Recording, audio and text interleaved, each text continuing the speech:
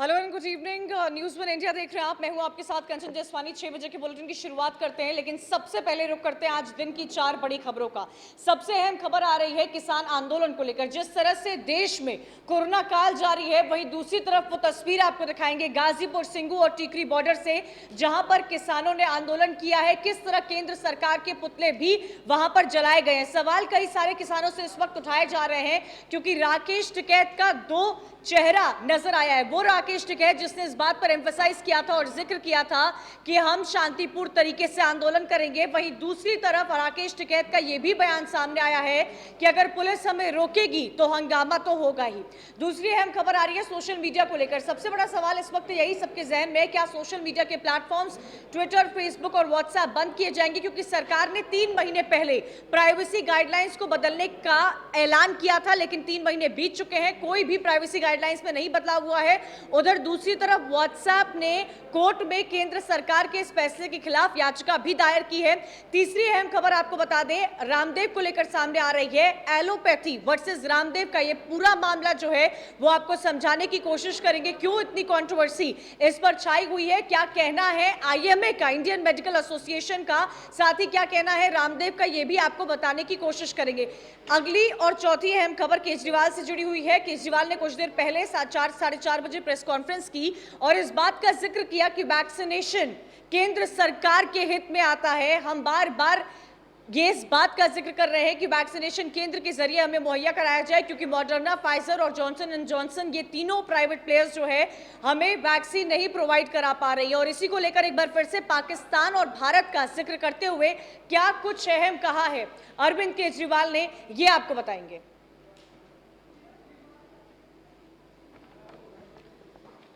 पहली अहम खबर का रुख करते हैं सोशल मीडिया को लेकर जो सामने आ रही है। क्या फेसबुक, ट्विटर और व्हाट्सएप बंद किए जाएंगे? ऐसा सवाल हम इसलिए उठा रहे हैं क्योंकि सरकारी गाइडलाइंस 3 महीने पहले जो जारी की गई थी उस पर कोई एक्शन नहीं लिया गया है। और सवाल यही उठ रहा है कि क्या सोशल मीडिया प्लेटफॉर्म्स बंद होने की कगार पर हैं? 3 महीने पहले डेडलाइन दी गई थी, लेकिन अब तक इस पर कोई कार्रवाई नहीं हुई है। केंद्र सरकार ने 3 महीने पहले नए नियम निकाले थे। शिकायत, समाधान और आपत्तिजनक कंटेंट की निगरानी करना बेहद आवश्यक है, और इसी बात को लेकर यह सवाल उठ रहा है। हर तरफ ये खबर छाई हुई है कि क्या ये सोशल मीडिया प्लेटफॉर्म्स बंद होंगे, फेसबुक हो, ट्विटर हो, इंस्टाग्राम हो।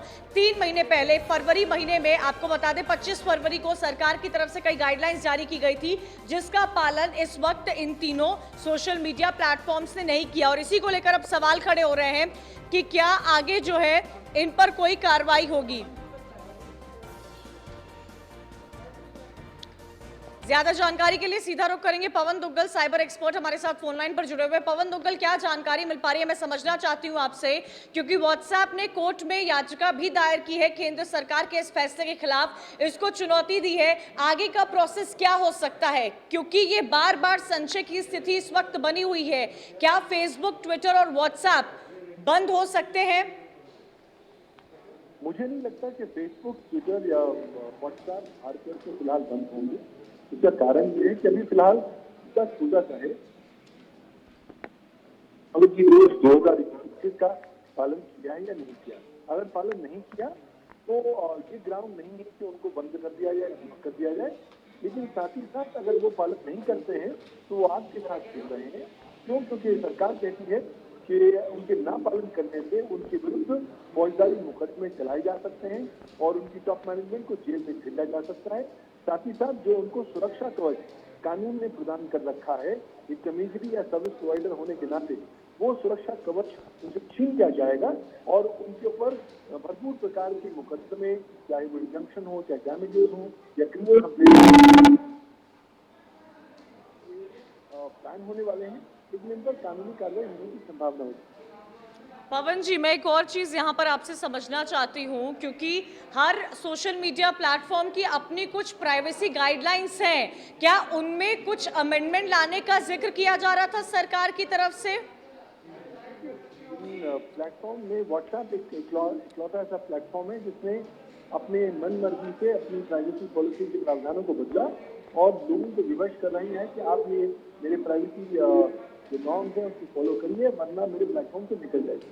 अब ये जो यूनिलैटरल एक्शन जो है व्हाट्सएप का, ये कानून का उल्लंघन करता है, भारत के आईटी एक्ट और आईटी रूल्स का पालन नहीं करता।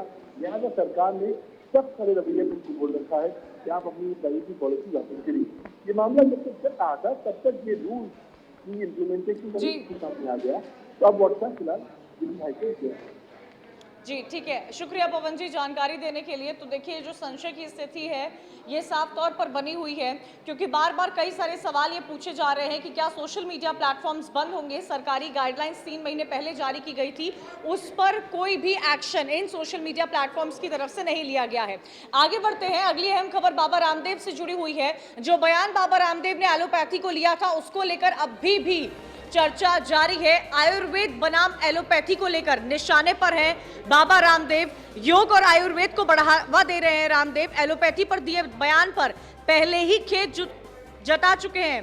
खेद जताने के बाद भी दुष्प्रचार जारी है और इसको लेकर बाबा रामदेव साफ तौर पर नाराज नजर आ रहे हैं। दुष्प्रचार से गुस्से में है बाबा, गिरफ्तार करने की हिम्मत नहीं, ऐसा बयान उनका एक वीडियो में सामने आया है।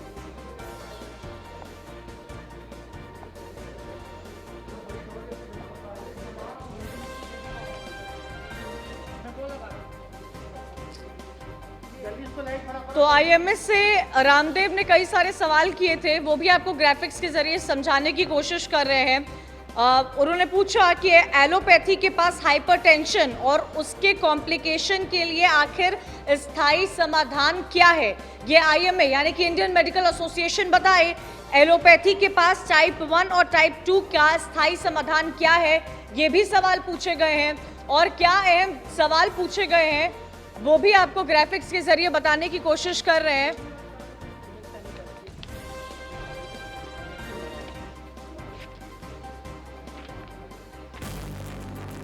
तो देखिए ये अहम सवाल है जो इस वक्त आपको समझाने की कोशिश कर रहे हैं हम। क्या एलोपैथी के पास टाइप 1 टाइप 2 का कोई भी स्थायी समाधान है? फार्मा इंडस्ट्री के पास थायराइड, आर्थराइटिस और अस्थमा का कोई स्थायी समाधान? एलोपैथी के पास फैटी लिवर सिरोसिस को ठीक करने के लिए क्या दवा है? फार्मा इंडस्ट्री में हार्ट के ब्लॉकेज को रिवर्स करने का उपाय बताए एलोपैथी। बिना बाईपास के क्या समाधान निकाला जा सकता है कोलेस्ट्रॉल के रोगियों को ठीक करने के लिए? आखिर इलाज क्या है आईएमए के पास? क्या फार्मा इंडस्ट्री के पास सरदर्द और माइग्रेन का कोई स्थायी इलाज है? आंखों का चश्मा उतारने और हियरिंग एड हटाने का कोई स्थायी समाधान है? बिना सर्जरी के किसी भी शख्स का वजन कम हो, क्या इसका कोई समाधान है?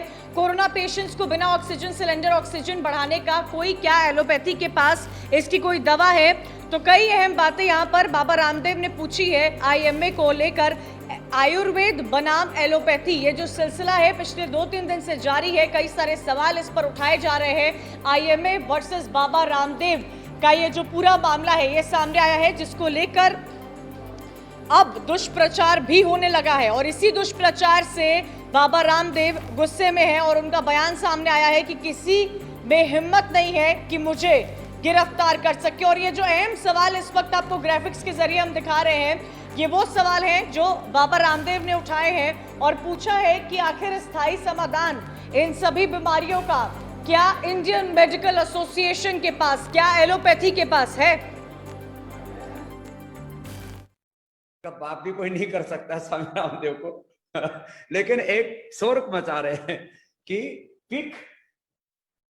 Quick arrest Swami Ramdev, quick arrest Swami Ramdev. कभी कुछ चलाते हैं, कभी कुछ चलाते हैं, कभी ठग रामदेव, कभी महाठग रामदेव, कभी जो है कभी गिरफ्तार रामदेव। अब चलाते रहते, चलाने दो। तुम अपने लोगों को भी थोड़ा सा बीच बीच में अब ये प्रैक्टिस हो गई है ट्रेंड चलाने की, और आप वो ट्रेंड में हमेशा ही जो टॉप पर पहुंच जाते हो, इसके लिए भी आपका बहुत बहुत। सुमित सैनी हरिद्वार से हमारे साथ जुड़े हुए। सुमित, मैं समझना चाहूंगी बाबा रामदेव का ये बयान आपने देखा है और आईएमए को लेकर कई सारे सवाल बाबा रामदेव ने भी उठाए हैं, जो पिछले 2-3 दिन से ये टसल जारी है इंडियन मेडिकल एसोसिएशन, एलोपैथी और रामदेव में, वो साफ तौर पर अब नजर आ रही है। क्या जानकारी मिल पा रही है इस पर? बिल्कुल कंचन, ये अभी अभी 2-3 दिन से ये सिलसिला जारी हुआ है। एलोपैथी बनाम आयुर्वेद को लेकर, रामदेव को लेकर ये सिलसिला है। एक प्रोग्राम में जो ऑनलाइन प्रोग्राम चल रहा था, तो उसमें बाबा रामदेव के द्वारा जो एक बयान, जो एक बात चल रही थी, बयान दिया गया था, तो उसमें एलोपैथी को लेकर कुछ टिप्पणियां कसी गई थी। तो उसके बाद में आईएमए ने एक नोटिस भेजा था, गया था। उसके बाद में जो भारत के स्वास्थ्य मंत्री हैं उनकी तरफ भी एक लेटर दिया गया था। उसके बाद भी पतंजलि के द्वारा बाबा रामदेव जी ने ये इसके लिए खेद भी प्रकट किया था। लेकिन खेद प्रकट करते ही एक 25 सवालों का जो आईएमए से ओपन पत्र लिखा था, खुला पत्र लिखा था, जिसमें 25 सवाल पूछे गए थे। ये सिलसिला यही नहीं रुका। आज एक वीडियो भी बड़ा जबरदस्त तरीके से वायरल हो रहा है, जिसमें बाबा रामदेव कहते हुए दिखाई दे रहे हैं कि किसी के बाप में हिम्मत नहीं है जो स्वामी रामदेव को गिरफ्तार कर सके। क्योंकि ये वाद विवाद का और दुष्प्रचार का सिलसिला ये रुकने का नाम नहीं ले रहा है। इसको लेकर कहीं ना कहीं जो एलोपैथी के डॉक्टर्स हैं उनमें भी एक अलग से गुस्सा है। और कहीं ना कहीं जो आयुर्वेद को मानने वाले हैं, जो आयुर्वेदिक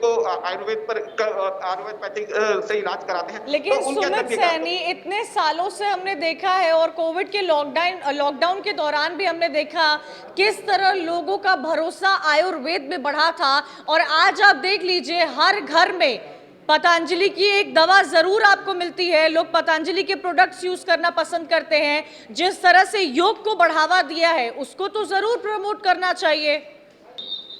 बिल्कुल कंचन, क्योंकि जो पहले काफी टाइम से जब रामदेव बाबा ने इस आयुर्वेद के प्रचार के लिए लगातार पूरे विश्व में अलग जगह, कहीं ना कहीं जो आयुर्वेदिक मेडिसिन है, इनका अब आज की स्थिति यही है, इसके ऊपर भरोसा बना है लोगों का। और जो हर घर में, कोई ऐसा घर नहीं है जो आयुर्वेद की दवाई अपने घर में न रखता हो। पतंजलि की खासतौर पर की बात करें तो पतंजलि की दवाइयां हर घर में पकड़ है कहीं ना कहीं। लेकिन जो अभी क्रिटिकल समस्या जो चल रही थी, जो ऐसी महामारी है, महामारी में इस तरह के जो बयान है, ये समय सही नहीं था। क्योंकि इस समय जो डॉक्टर, क्योंकि कोई भी पैथी हो, किसी पैथी के लिए किसी भी तरह से किसी भी पैथी से लोग ठीक हो सकते हैं। लेकिन ये जो प्रचार का माध्यम, इसमें जो दुष्प्रचार भी हो रहा है, अब एलोपैथिक और बनाम या आयुर्वेद को लेकर भी दुष्प्रचार हो रहा है, ये प्रचार कहीं ना कहीं रुकना चाहिए। क्योंकि ये बहुत लोगों के अंदर एक गुस्सा भी है इसको लेकर। ठीक है सुमित, ओके, थैंक यू, शुक्रिया हमें जानकारी देने के लिए। तो देखिए, लगातार जो ये है, पिछले 2-3 दिन से आपने देखा होगा किस तरह एलोपैथी वर्सेस बाबा रामदेव चल रहा है। लेकिन मुझे कोरोना का वो पिछले साल का दौर भी याद है, जब हर घर में लोग योग करते हुए नजर आ रहे थे और लोगों की कई सारी बीमारियां, एक मेंटल स्ट्रेस जो लोग जिससे जूझ रहे थे, वो भी इस योग से ही सही हुए। देश भर की तस्वीरें हमने देखी है और हमने ये भी देखा है कि किस तरह किसानों ने एक बार फिर से आंदोलन का मोर्चा संभाल लिया है। चाहे सिंगू, टिकरी या गाजीपुर बॉर्डर की बात की जाए, काला दिवस मना रहे हैं आज किसान। 6 महीने बीत चुके हैं किसान आंदोलन को लेकर। सरकार से 11 बार की बातचीत भी हो चुकी है और इसी पर आज बॉर्डर पर किसान का धरना प्रदर्शन जारी है। संयुक्त किसान मोर्चा काला दिवस मना रहा है, जगह जगह धरना प्रदर्शन कर रहे हैं। धरना प्रदर्शन स्थल पर महिला प्रदर्शनकारियों की तादाद भी बढ़ती हुई नजर आ रही है। चप्पे चप्पे पर पुलिस बल तैनात है। बॉर्डर पर महिला पुलिस बल को भी तैनात किया गया है। दिल्ली के वीवीआईपी इलाकों की चौकसी और भी कड़ी कर दी गई है। संसद भवन, इंडिया गेट, पीएम हाउस की चौकसी बढ़ाई गई है। किसानों के काला दिवस को 12 विपक्षी दलों का समर्थन मिला है। तो किन राजनेताओं का यहां पर समर्थन मिल रहा है, ये साफ तौर से आप देख सकते हैं। चाहे वो समाजवादी पार्टी हो, कांग्रेस हो या आम आदमी पार्टी क्यों ना हो या टीएमसी क्यों ना हो, हर पार्टी, आरएलडी भी यहां पर किसान आंदोलन का समर्थन करती हुई नजर आ रही है। लेकिन एक बात हमें समझने की जरूरत है कि देश में इस वक्त कोरोना काल चल रहा है। हालांकि 6 महीने पूरे हो चुके हैं। कांग्रेस में 2 खेमा इस मुद्दे को लेकर बटा हुआ है। एक तरफ जहां अमरिंदर सिंह कहते हैं कि किसान आंदोलन नहीं होना चाहिए, वहीं नवजोत सिंह सिद्धू कहते हैं, काला झंडा फहराते हैं और सीधे सीधे किसानों के समर्थन में अपनी बात रखते हैं। लेकिन सबसे बड़ा सवाल इस वक्त यही खड़ा होता है कि आंदोलन, किसानों का रोष, किसानों का गुस्सा एक तरफ है और इस वक्त देश में जो कोरोना के हालात है वो एक तरफ है। जो सोशल डिस्टेंसिंग है उनकी धज्जियां उड़ाई गई हैं। हमने कोई 50,000 की भीड़ तो जुटाई थी। नहीं, बंगाल के चुनाव से ज्यादा तो भीड़ तो नहीं। किसान भाई हैं, उनकी सुरक्षा, आप लोगों की सुरक्षा, हाँ, सब जिम्मेदार। जितने लोग हैं वो भी तो संक्रमित हो सकते हैं। हाँ, नहीं तो जो प्रेस के लोग कहेंगे वो नहीं है। ये क्यों बैठे हैं? अगर सरकार को इतनी ज्यादा चिंता है तो ये कानून वापसी ले ले, हम अपना घर चले जाएंगे। सरकार को कानून छोटे लगते हैं और गोदाम बड़े लगते हैं, तो इसलिए कानून वापसी नहीं ले रही। ठीक है। संयुक्त किसान मोर्चा काला दिवस मना रहा है। देखिए 14 विपक्षी पार्टियों ने इसका समर्थन भी किया है। ये जो राजनेता हैं जो किसान आंदोलन का समर्थन कर रहे हैं, अपनी सियासी रोटियां सेकने की कोशिश कर रहे हैं, इनको कौन समझाए कि देश में कोरोना के क्या हालात हैं। आंकड़े किस तरह लगातार कल 2 लाख से कम आए थे तो आज फिर ऊपर आ गए हैं। मौतों का आंकड़ा घटने का नाम नहीं ले रहा है। वैक्सीनेशन पर जोर दिया जा रहा है, देश में वैक्सीन नहीं है। और दूसरी तरफ ये सोशल डिस्टेंसिंग की ये तस्वीर देख लीजिए कि क्या सोशल डिस्टेंसिंग के नियमों का पालन किया जा रहा है, क्या मास्क पहना गया है। ये गाजीपुर बॉर्डर की आपको तस्वीर दिखा रहे हैं। काला दिवस मनाया जा रहा है। वो राकेश टिकैत जिसने ये कहा था कि हर कोई जहां पर है वहां से काले झंडे फहराएगा, उसी राकेश टिकैत का बयान बदलता है और कहता है कि अगर पुलिस हमें रोकने की कोशिश करेगी तो हंगामा होगा। ये देखिए किस तरह केंद्र सरकार के पुतले भी जलाए गए हैं। एक तरफ तो देश का अन्नदाता है जो तीनों कृषि कानून के खिलाफ अपनी आवाज को उठा रहा है, लेकिन इस वक्त क्या ये सही वक्त है? क्या ये वो वक्त नहीं है जब हमें देश में जो कोरोना के आंकड़े हैं उसको देखते हुए चीजें उस हिसाब से करनी चाहिए। 6 महीने से ये प्रदर्शन जारी है और ये भी कहा है कि हम 2024 तक यहां पर बैठे रहेंगे। ना ही सरकार पीछे हट रही है, ना ही देश का किसान पीछे हट रहा है। राकेश टिकैत को कैसे समझाया जाए ये इस वक्त समझने की कोशिश की जा रही है। 2 चेहरा उनका नजर आता है, 2 अलग अलग बयान देते हैं वो। क्या आज देश के किसान की जान की कीमत क्या है? वो विपक्षी पार्टियां हैं जिनका समर्थन हुआ है। देखिए आरजेडी, भाकपा, सीपीआई, आम आदमी पार्टी ने समर्थन किया है, साथ ही टीएमसी, शिवसेना, डीएमके और जेएमएम ने भी इस आंदोलन का समर्थन किया है। समाजवादी पार्टी ने भी समर्थन किया है, कांग्रेस ने समर्थन किया है, एनसीपी, जेकेपीए और जेडीएस ने भी किसान के आंदोलन का समर्थन किया है, साथ ही बीएसपी ने भी समर्थन कर दिया है। क्या बड़ी बातें हैं? हरियाणा में महापंचायत करने पर राकेश टिकैत पर एफआईआर दर्ज हुई थी। राकेश टिकैत के आंसुओं ने, आपको याद होगा वो दिन जब अचानक से भीड़ कम हो रही थी और रातों रात राकेश टिकैत ने आंसुओं ने आंदोलन को एक नया तेवर दिया था।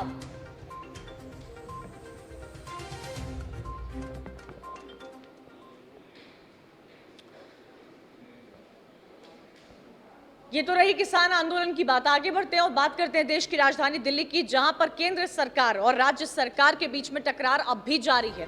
वैक्सीनेशन को लेकर दिल्ली के सीएम अरविंद केजरीवाल ने केंद्र सरकार पर निशाना साधा है। प्रेस कॉन्फ्रेंस कर कहा है कि लोगों को सही समय पर वैक्सीन नहीं मिल रही है, अगर मिले तो हम पूरी दिल्ली को 3 महीने में वैक्सीनेट कर दें, कई जानें बच सकती थी। सबसे पहले भारत ने वैक्सीन बनाई है और तब भारत सिर्फ और सिर्फ वैक्सीन को एक्सपोर्ट कर रहा था, लेकिन राज्यों से यह कहा गया कि आप अपना अपना देख लो। भारत पाकिस्तान का भी जिक्र किया कि अगर भारत पाकिस्तान में युद्ध की स्थिति आती है तो क्या राज्यों से निर्भर करेगी केंद्र सरकार। हमारे यहां से वैक्सीन दूसरे देशों में भेजी जा रही थी। क्या कुछ कहा दिल्ली के मुख्यमंत्री अरविंद केजरीवाल ने, सुनिए। उनको छोड़ दीजिए जो केंद्र सरकार ने दिए हैं, उन्हें छोड़ के कोई भी राज्य अपने प्रयासों से किसी भी कंपनी से एक भी एक्स्ट्रा टीके का इंतजाम नहीं कर पाया। वैक्सीन कंपनियों ने साफ साफ कह दिया कि वे राज्य सरकारों से बात नहीं करेंगे, केवल केंद्र सरकार से बात करेंगे। कई राज्य सरकारों ने ग्लोबल टेंडर निकाले, सारे टेंडर फेल हो गए, एक भी वैक्सीन का टीका अभी तक नहीं आया। तो फिर देश वैक्सीन क्यों नहीं खरीद रहा? इस वक्त हमारा देश कोरोना महामारी के खिलाफ युद्ध कर रहा है। ऐसे युद्ध के समय हम ये नहीं कह सकते कि सब राज्य सरकारें अपना अपना देख लें। कल को अगर पाकिस्तान भारत पे युद्ध करता है तो हम ये थोड़ी कहेंगे कि सारी राज्य सरकारें अपना अपना देख लें, यूपी वाले अपने टैंक खरीद लें, दिल्ली वाले अपने हथियार खरीद लें। ऐसे थोड़ी होता है। हम ये युद्ध किसी भी कीमत पे हार नहीं सकते। भारत ये युद्ध किसी भी कीमत पे हार नहीं सकता और कोई भी सरकार ये युद्ध नहीं हार सकती। यदि केंद्र सरकार हारती है तो भाजपा नहीं हारेगी। गुलशन हमारे साथ जुड़े हुए हैं, हमारे संवाददाता। गुलशन, देखिए जिस तरह से केंद्र सरकार और दिल्ली सरकार के बीच में वैक्सीनेशन को लेकर कोई समन्वय नहीं बन पा रहा है, और समन्वय बने भी तो कैसे बने जब वैक्सीन ही नहीं अवेलेबल है मार्केट में, तो राज्य सरकारें कहां से वैक्सीन लाएंगी? देश में 1 करोड़ वैक्सीन एक दिन में प्रोड्यूस होनी चाहिए और कंजप्शन सिर्फ और सिर्फ 14 से 15 लाख का हो रहा है। वैक्सीनेशन को लेकर सरकार के पास कोई प्लान है? कंचन, इस वक्त ये सबसे बड़ा है कि आज थर्ड वेरिएंट की बात लगातार की जा रही है और दूसरी घर से दिल्ली सहित तमाम राज्य जूझ भी रहे हैं। ऐसे में सवाल ये है कि आखिर इस कोरोना का इलाज क्या है, और जवाब के नाम पर आता है सिर्फ टीकाकरण। जितना तेजी से टीकाकरण किया जाएगा उतना तेजी से हम कोरोना को हरा पाएंगे। इस बात को एक्सपर्ट भी मानते हैं, राज्य सरकार और केंद्र सरकार भी मानती है। लेकिन बनिस्बत आलम यह है कि अब लगातार राज्य सरकारों, जैसे कि अभी आपने भी सुना कि ग्लोबल टेंडर निकाले गए लेकिन वो नहीं मंजूर किए गए, और साफ तौर पर कंपनियां, दवा बनाने वाली, उन्होंने साफ कहा है कि वो केंद्र सरकार से बात करेंगे और केंद्र सरकार को ही इसकी खेप देंगी। मैं आपको बता भी दूं कि जो फाइजर कंपनी है उसने ये ऐलान भी किया है कि वो भारत को 5 करोड़ टीके देंगे, लेकिन उनका ये भी कहना है साथ में कि उनके पास वर्तमान, ठीक है, वही यही सबसे बड़ा सवाल खड़ा हो रहा है। शुक्रिया गुलशन जानकारी के लिए।